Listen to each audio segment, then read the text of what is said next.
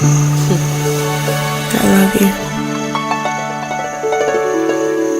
Hey guys, welcome to week 3 of the best help book tools and tips for helping young people to achieve. Today we'll be taken out of chapter 8, which is the ability to be able to see the apple in the seed, helping young people to reach their full potential. I love this quote that says, "How you see someone is how you would treat them, and how you would treat them is who they will become." How do you see the young people that you interact with on a daily, weekly, or monthly basis? Do you see them as people who have the ability to achieve anything? Do you see them as diamonds just waiting to be exposed? Or do you see them as young people who are hopeless and will not amount to anything? Because how you see somebody is ultimately how you're going to treat them, unconsciously or not.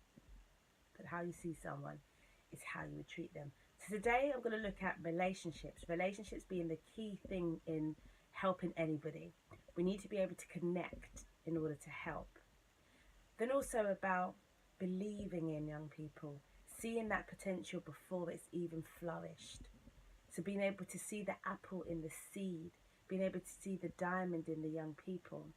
And my last point is about creating environments for young people that can help them to grow, help them to think bigger than where they're currently at. So my first point, relationships was a key thing that came up time and time again in my interview with professionals who work with young people, and how that is our foundation. We need to learn to build effective relationships, and one of those things I found that works is listening to understand, trying to understand and find out a young person's story, because we are who we are today because of our stories. But I love what a pastor says. He says that our past doesn't define who we are. It sets us up for our present. It's preparing us for our present moment. So getting to know a young person, understanding their story, connecting with them. And these are just key, simple things that can help us to have an effective relationship with a young person. Being there, remembering things about them, their name, if their hair's changed, or if they said they're going somewhere and you took in the time to ask them the next day or a week later, how did it go? Number 2, sharing your belief in a young person. Borrow your belief in them until they start believing in themselves.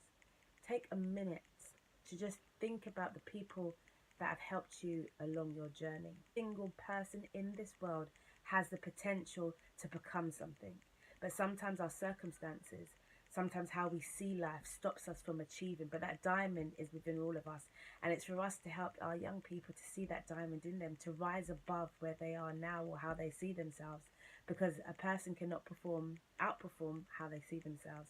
If you don't see yourself as a king and queen and as needed and valued, you're not going to walk and talk in that way.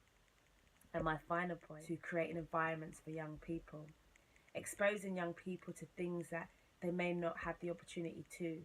Taking them out off the ends and taking them to the countryside to see different views, sitting them on tables with people who can inspire them, who can say, look, I was there before and look where I am now. And yeah, just talking about things, that conversations that they've never been exposed to, can make a really big difference. So some key tips to take away. John Maxwell did a book called 25 Ways to Win People. Here's 3 things I really like from it. In the first 30 seconds of meeting a young person, give them a compliment. Spend the evening before a day you're going to meet a young person and think of how you can encourage a young person. What's something nice you can say about them? Another point, work on yourself first. We can't be out there loving and caring for others if we don't love and care for ourselves. We can't be encouraging other people to develop themselves if we're not developing ourselves. So highlight areas you need to improve on and get to working on it. My final point is listen with an open heart. Listen to a young person's story in order to get to know them, in order to be able to connect with them, because you don't know how powerful your words are. You don't know how powerful a moment is to sit in and listening to someone. There's so many young people who don't have people to listen to. So in summary, guys, borrow a young person your belief in them this week. Show them that there's an apple inside that seed, which is them. and take the time to listen and create environments for young people that will inspire them and help them to grow.